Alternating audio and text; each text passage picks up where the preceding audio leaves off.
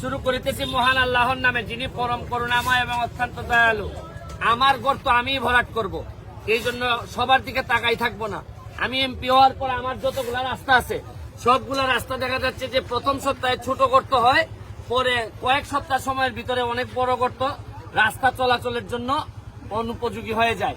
এই জন্য আমি সিদ্ধান্ত নিয়েছি আমাদের গর্ত ভরাট করার জন্য, রাস্তার গর্ত ভরাট করার জন্য নিজেরাই ট্রাক্টর কিনে, আমরা কিনি নাই, দুইজন আমাকে উপহার হিসেবে দিচ্ছেন, 2টা ট্রাক্টর দিয়ে আমরা এলজিডির কাছ থেকে, এলজিডি উনি আমাদের একজন ইঞ্জিনিয়ার, ওনাদের অ্যাকশনের কাছ থেকে আমরা কিছু বিটুমিন নিছি, নিয়ে কিছু পাথর নিছি, নিয়ে বালু নিয়ে আমরা এখন পুরা মাধবপুর এবং সোনারঘাট 2 উপজেলায় এই ট্রাক্টর সবসময় চলতে থাকবে এবং এই বিটুমিন আর পাথরের মধ্য দিয়ে আমরা রাস্তা ভরাট করব।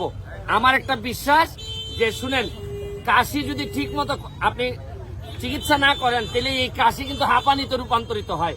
রাস্তার ক্ষেত্রেও গর্ত ভরাট যদি আপনি না করেন তখন পরবর্তীতে এই গর্তের কারণে রাস্তা পুরোপুরি নষ্ট হয়ে যায়।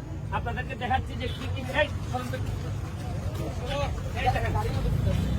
এইদিকে আসো। হ্যাঁ, এই দেখেন, এটা এই সৌজন্যে মালেক জাপানি, উনি আমাদেরকে এই ট্রাক্টরটা দিছে। এখন গাড়ির মধ্যে কি কি আছে দেখাও। এই যে এই গাড়িটার মধ্যে থাকবে, এই যে সামনে এই যে দেখেন, এটা হচ্ছে পাথর আছে আর বিটুমিনেরটা কই দেখি, এখানে আরে আমার কাজ শেষ করে দিতে অনেক বড়। এই সরো, তুমি সরো, এই যে নষ্ট হইতেছে কাজ। এই যে এই বিটুমিনের জন্য ধন্যবাদ জানাচ্ছি আমাদের হবিগঞ্জের অ্যাকশন মহোদয়কে, যে উনি আমার বিটুমিন দিয়ে সহযোগিতা করার কারণে এখন আমার এলাকার যে রাস্তার গর্ত এইটা ঠিক আছে। হ্যাঁ, এইটা তো হবিগঞ্জের জেলাতে থেকে অনেক অফিসাররা জানেন না কখন গর্তগুলা হচ্ছে।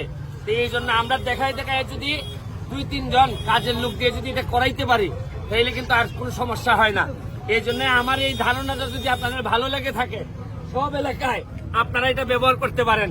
কারণ মেনটেনেন্সের জন্য যে পরিমাণ টাকা খরচ হয়, আসলে প্রপার মেনটেনেন্স শেষ পর্যন্ত হয় না। বিভিন্ন দুর্নীতি, চুরি চামারির কারণে শেষ পর্যন্ত আর কিছুই করা যায় না। তাই আমি বলছি যে এই প্রজেক্টটা হাতে নিয়ে দেখেন, আপনার এলাকাটারে আপনি সেভ করতে পারবেন। আজকের মতো বিদায় নিচ্ছি। তুমি একটু দেখাই নাও যে এই উদ্যোগটা ট্রাক্টরের মাধ্যমে জনস্বার্থে এই ট্রাক্টরগুলা নিয়োজিত, এরা জনস্বার্থে কাজ করে যাবে। ভালো থাকবেন, সুস্থ থাকবেন। আর আছে